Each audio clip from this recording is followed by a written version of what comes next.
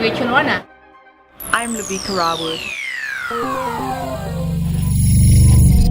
For more information on the work that we do and how you can help us to help others, please visit our website www.secondchances.org.za. In Junior Achievement South Africa, its focus is really to expose youngsters within high school and out of school to entrepreneurial thinking, and ours is focused at high school from grade 10 to 12. I'm very big on youth empowerment and making a difference and touching lives and impacting the lives of our young people. That's practically what I do with my foundation as well, and ever since I was crowned as Miss SA. The goal of the magazine is to basically share information that will be able to assist small business owners. You're listening to The Social Show with Viwet Yolwana And Lubika Rawood, live on brandlive.co.za. Welcome everybody to The Social Show. Today you are hopefully warm and feeling a little bit more dry. It's not as wet as it was in the past 2 days. I mean, it's been raining non-stop for the past 2 days and it's been terrible on my hair. And I hope you guys have some strategies around that, because it can get quite hectic when it starts to dry up. But hopefully, the weather's going to clear up in the next 2 days, and you can have a good weekend, and you can have a lovely plans with all your loved ones and everyone else that you're going to be sharing your weekend with. But anyway, as usual, we're going to start off today's show with the news. Famine has been declared in South Sudan, with war and a collapsing economy leaving over 100,000 people facing starvation in parts of the region. A further 1 million people are classified as being on the brink of famine, warned 3 UN agencies.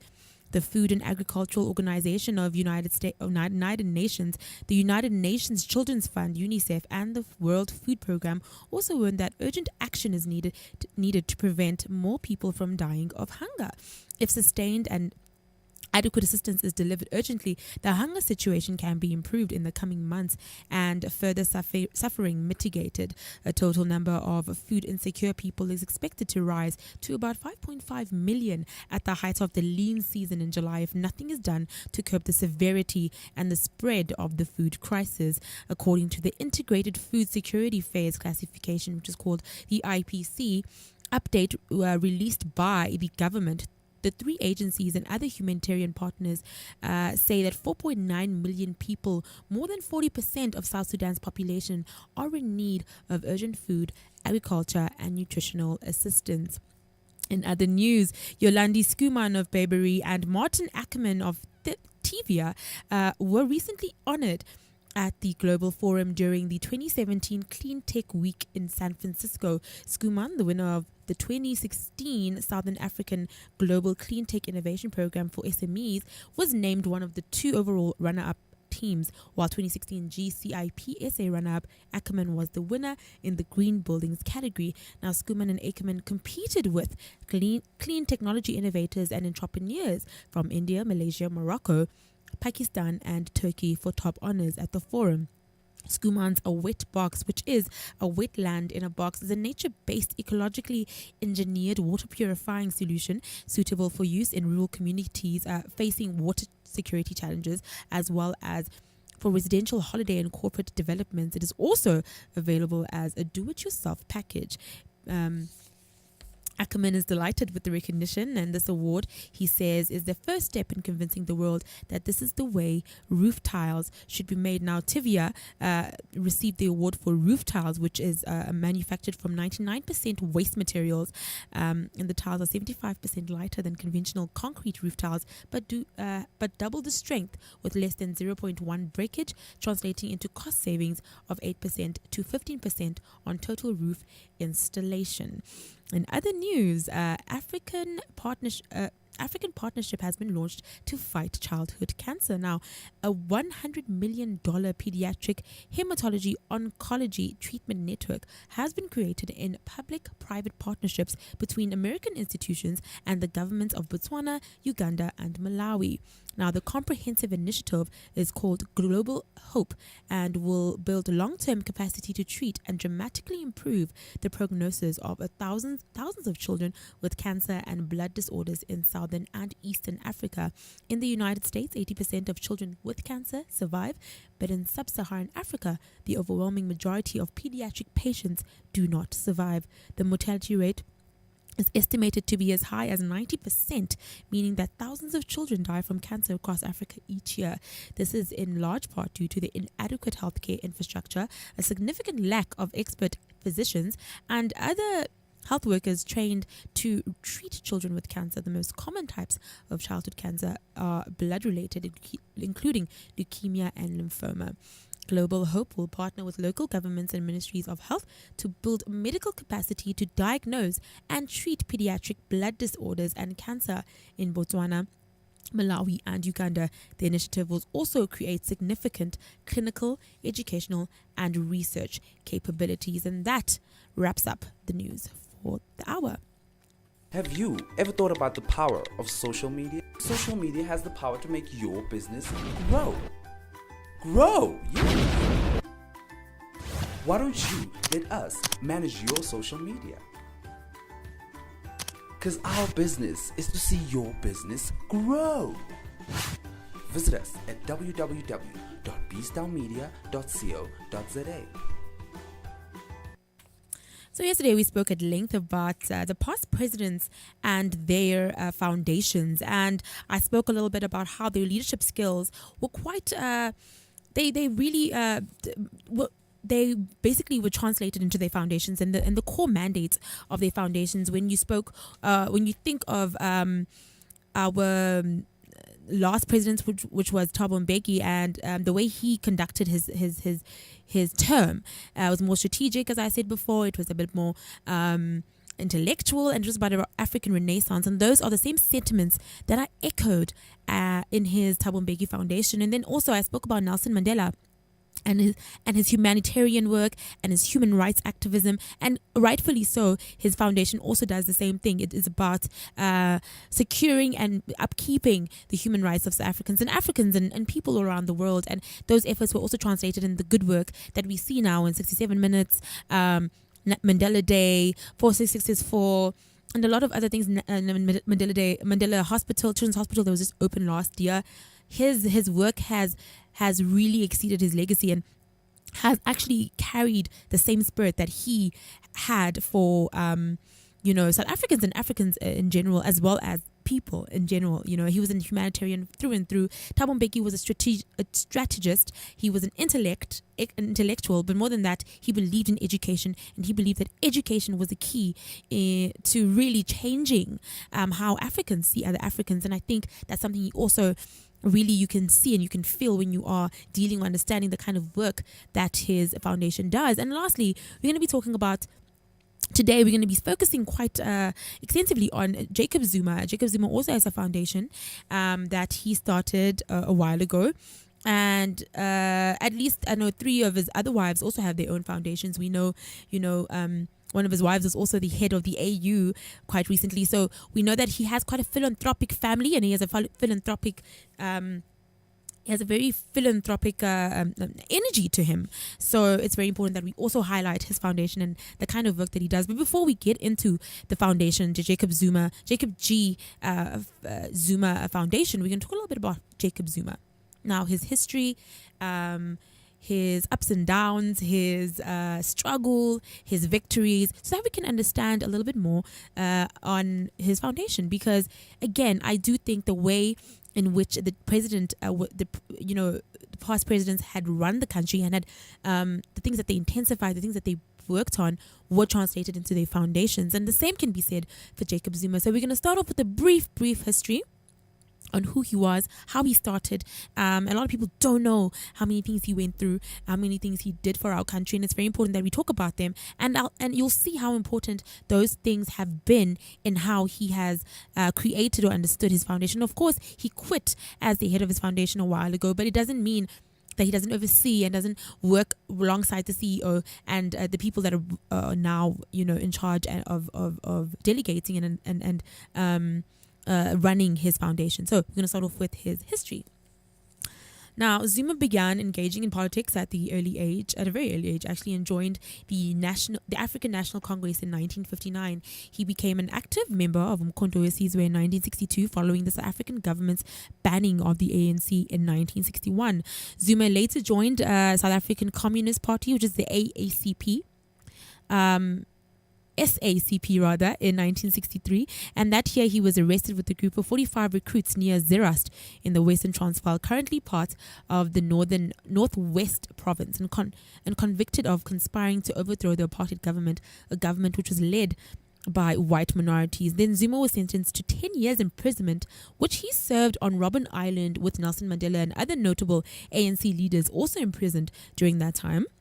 Okay, was imprisoned, Zuma served as a referee of Prisoners Association football games organized by the prison's own governing body, which is called, his name was Makana FA, and this is going to be very important later when I speak about the kind of work that the Zuma Foundation does currently. So he was a referee for their association for football at the time in Robben Island.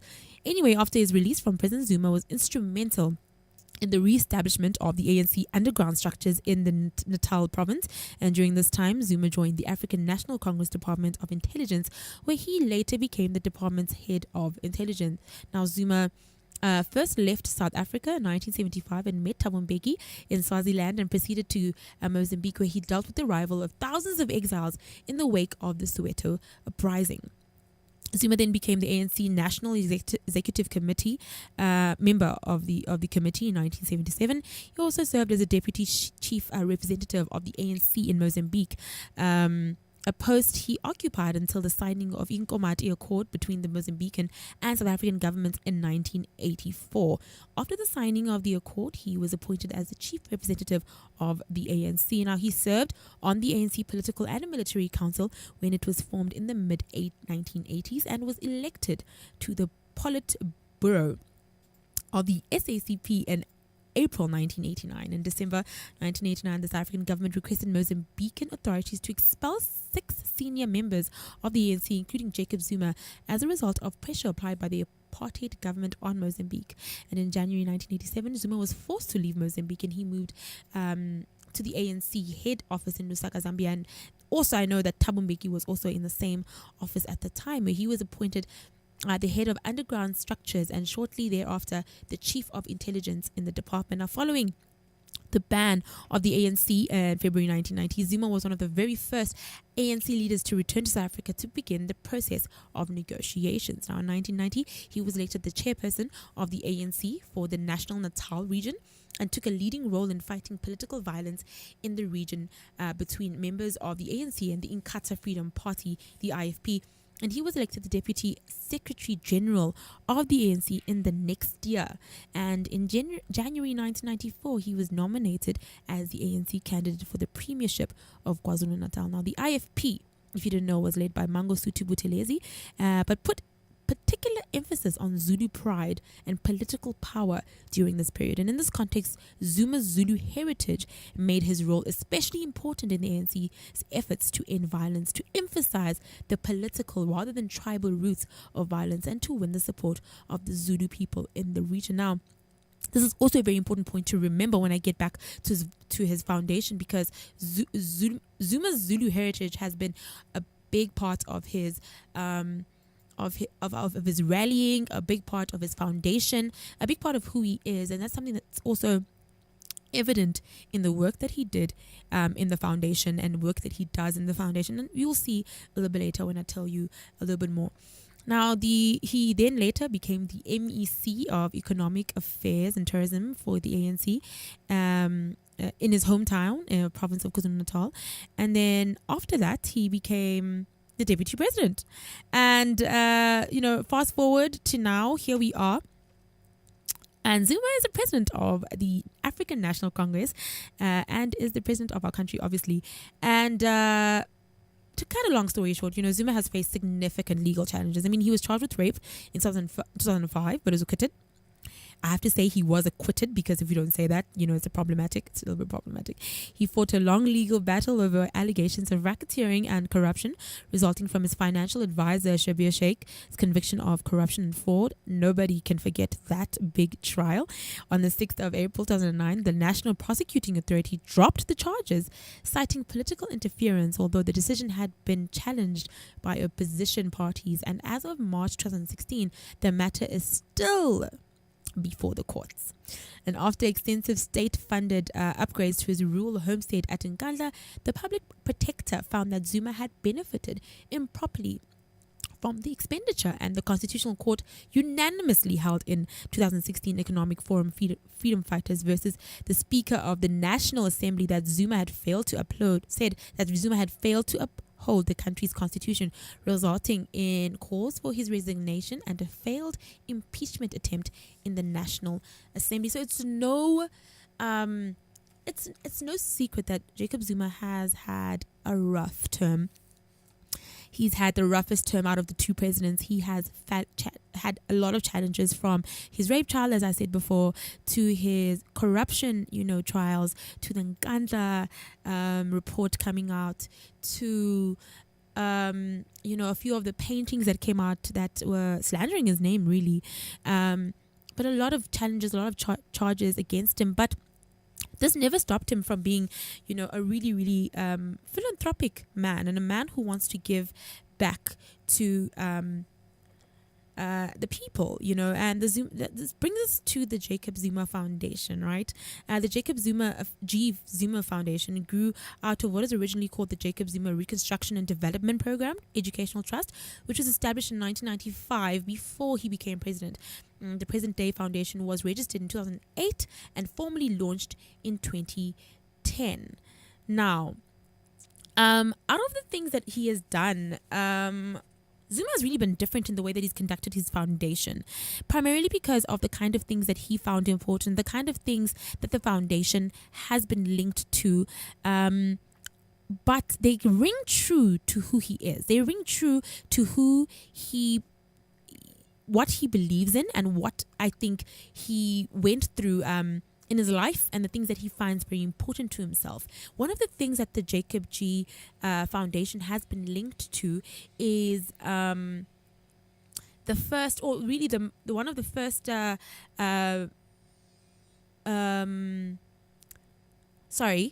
what he did is that the foundation funded one of the first translations of the Bible into isiZulu alongside the Catholic Church. Now, I don't know if a lot of you know, but Jacob Zuma is an ordained pastor. And a while ago, he had put together a few people from the Roman Catholic Church to lead a project where, Zuma's is not Catholic himself, but anyway, he got a few people to come together to change his concerns. He had concerns over the quality of the isiZulu Bible translation, and he didn't think they were authentic. And cynics did wonder, however, if the gesture was designed to appease Christian leaders with whom, Zuma has always had quite a turbulent relationship with. But in 2011, he attracted criticism for saying that the arrival of Christianity had brought problems to Africa, which included orphans and old age homes. And the comment came only a few months after Zuma had been forced to apologize to the SA Council of Churches for telling supporters that the ANC membership card would not grant them a pass to heaven. So it came as no shock that he was involved in a project like this, as the foundation was involved in a project where they found the existing Zulu Bible was not done, in a way that would honor Zulu speakers and people who of the Zulu clan. And as I said before before when I spoke about his upcoming and his uprising, he has been one of the biggest pinnacles for the ANC that really helped integrate Zulu people into more political spirit than a tribal spirit. And I said, he was the face of, Zulu ANC at the time. And it makes sense that he would get into something like this, the fact that he came in and he said, I don't think this is true. or it rings true to the language that is Zulu. And it's very important that we do become very, open about the way in which the Bible has been translated, because certain words could mean certain things. And I think the fact that he was very outspoken and wanted the foundation to be part of it says a lot about who Jacob Zuma is. And this is the first time the Jacob G. Zuma Foundation has made a religion-related contribution. Also in 2012, the foundation built a church in Nkandla in collaboration with Patrice Motsipe's African Rainbow Trials, and that's also one of the things. Also one of the things that he did that ring true to his character. Again, he's a very religious man as an ordained pastor, so it made sense that he was so involved in religious changes, whether it be changing the Bible authentically into a Zulu language, or building churches, which is also something that he did. And that is one of the things that they've done at the Jacob G. Foundation. However, this is not the only thing. The foundation focuses a lot on education through a bursary program, but it's also built homes in emergency situations, with the mantra that the service is no way competes with the government. It also stresses that it runs a crop garden program with the pilot project is established in Nkandla. There's also a lot of discretionary fund projects that he has done for people who have tried all avenues with no resolution. Hence, they approached the patron. Among the needy who have been helped by his fund is one of the family, Mr. Duplessis, where he could not afford to pay a funeral, and he helped her pay for a funeral.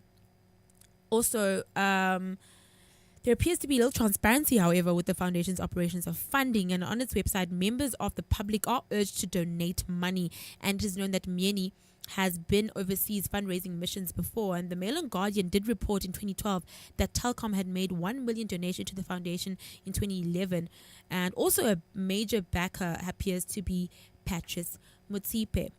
Now, a lot of controversy has come around the foundation and how much money it gets and where it gets its money, but we can't run away from the fact that a lot of beautiful initiatives have come out of it, from his soccer academy that he has, and he's launched a soccer team, and he funds the tournament, which kind of goes back to who he was during his sentencing in Robben Island. He has also done a lot of chess tournaments for people, for children who are disadvantaged, to learn a little bit about chess and really to open up the mind. Again, the bursaries, he has a really great bursary sector in his foundation. So a lot of things can be said for the foundation, but we have to just always remember that how I think, and this is something that I think as we've seen in the past few days and me speaking about these foundations, is that a lot of the ways in which the governments were run by the presidents is the same way in which the foundations are being run. And we can see it rings true to Zuma, it rings true to Thabo Mbeki, and it rings true to Nelson Mandela. Now, if you have any comments on what I've been speaking about today, I know I went about a bit too fast. There's a lot of information, a lot can be said, but the gist of it is that who you are as a president is going to translate to how you are seen later in your foundation work, in your initiatives, in your projects, and all the things you are involved in later when you leave, or even if you are a president in right now, like Jacob Zuma is. But anyway, if you have any comments or any queries or any questions or anything to say about today's topic, please don't forget to go onto our social media to let us know your thoughts, and we will definitely get back to you and answer you in the best way that we can. Thank you so much for listening. I'll see you, or you'll hear from me rather, again tomorrow morning. More than 8.1 billion rand was invested in CSI initiatives in the year 2015. Initiatives that want to save our planet, lift people out of poverty, and advance economic inclusion. Join me, Viwe Kyolwana, as I unpack the projects that are aiming to move South Africa forward. Every week from 4 to 5 p.m. on The Social Show. brandlive.co.za, harnessing the power of talk radio. The Social Show is the only show that gives you updated content on all things CSI. The show will interrogate and report on the latest initiatives that are supported, developed, and initiated by the public and private sector. Hosted by myself, Viwe Cholwana, And me, Labika Robert, every week from 4 to 5 p.m. Hear it on brandlive.co.za. See it on social-tv.co.za. brandlive.co.za, harnessing the power of talk radio.